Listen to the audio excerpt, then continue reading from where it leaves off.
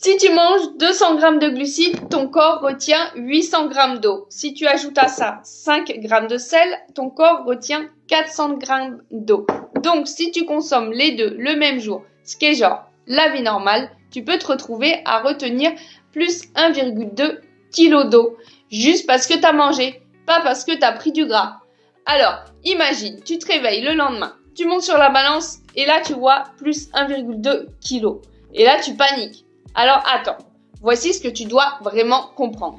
Par exemple, si tu es en déficit de 500 calories par jour, tu vas perdre environ 63 g de graisse par jour. Autant dire, c'est invisible à l'œil nu et encore plus invisible sur la balance. Donc, même si tu fais tout parfaitement, tes calories, tes pas, tes protéines, ton entraînement, tu as quand même perdu du poids, mais tu ne le vois pas.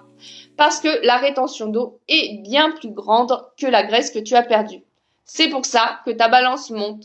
Il faut absolument que tu comprennes la différence entre ton poids et ta graisse corporelle. La graisse diminue lentement, de façon stable, si tu es en déficit. Mais ton poids, lui, il bouge tout le temps. Les glucides, le sel, ne te font pas grossir, ils te font juste retenir de l'eau. Au final, c'est ton apport calorique qui détermine si tu perds ou tu prends du gras.